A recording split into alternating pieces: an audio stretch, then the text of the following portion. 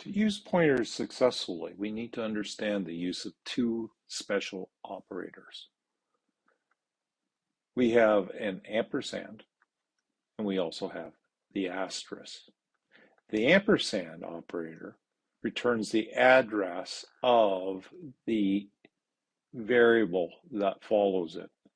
So in this example, if M is declared to be a pointer, it's being assigned the address of the variable count.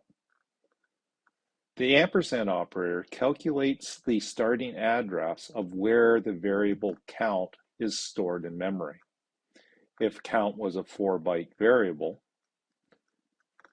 consuming addresses C1000, C1001, C1002, and C1003, ampersand count would return the address C1000 and store it in a variable by the name of M.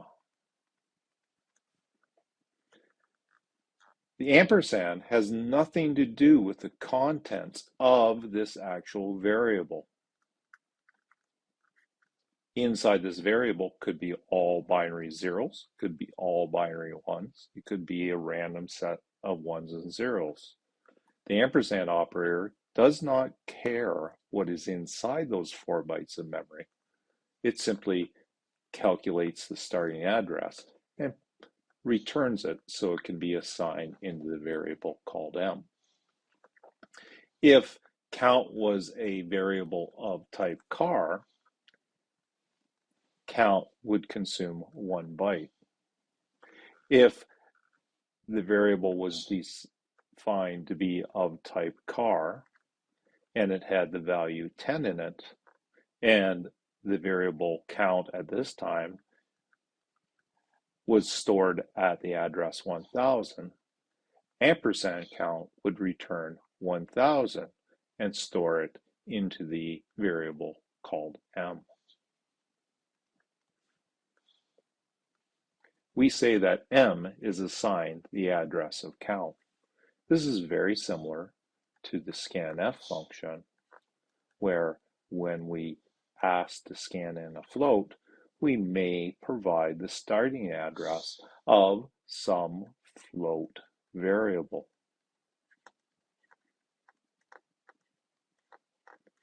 The address of the variable is determined.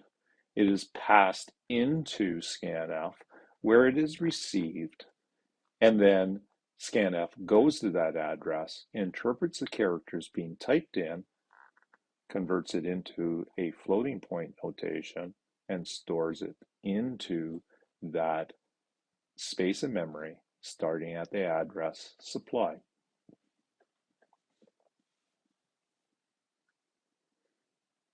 In this example, you'll see that we have a variable called name. It's being designed to store an address. And if we go to that address, we should find a variable of type char consuming 1 byte. This variable called name resides at some starting address. It will take multiple bytes of memory. You'll see in this case that in this example, it holds the address 1003, and it's designed that if we go to that address, we should find something of type char, and the pointer, when we work with it, we go there and we will work with 1 byte starting at address 1003. The pointer operator is another operator that is often confused. When we declare a variable, the asterisk is used as a data type. In this case, PTR is a variable designed to store an address. If I go to that address, I'll find something of type int. In this example, we create a variable called current temperature. It's designed to store an integer. If we want to declare a variable, that can hold the address of this variable. So if current temperature is of type int on a desktop machine, it will take 4 bytes. In this example, let's say it starts at address 1000. This will be address 1001, 1002, and 1003 will be the addresses of the 4 bytes in order to store the integer on a desktop machine. PTR integer is another variable that's designed to hold an address. We may store the address of this integer variable there.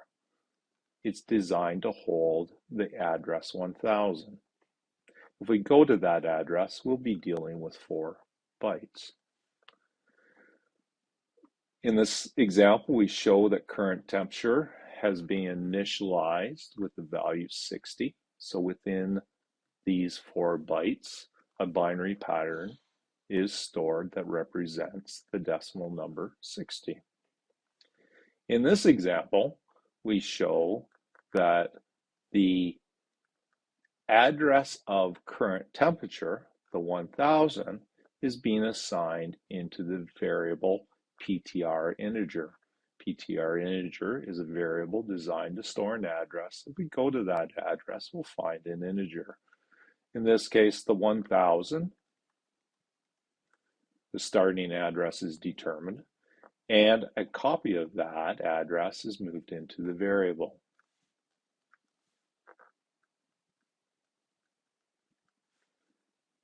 We say the address of the integer variable has been assigned to the pointer.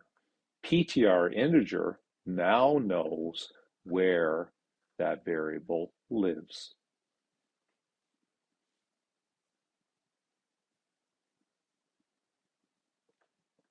Let's look at some examples. In this case, we have a variable called x. What's inside x? We do not know. It has not been initialized. We have a variable called p1. It's designed to store an address. We have another variable called p2. It too is being designed to store address. X has been designed to store an integer.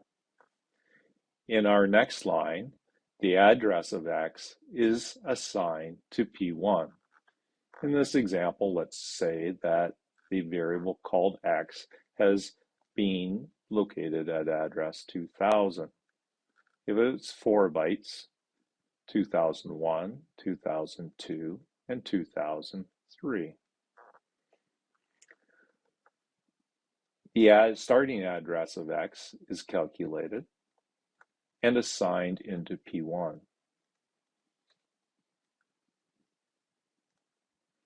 In this case, on the right-hand side, we have a variable that's designed to store an address. On the left-hand side of the operator, we have a variable that's designed to store an address. The types are the same. Therefore, a copy of the information in P1 can be copied and assigned into P2.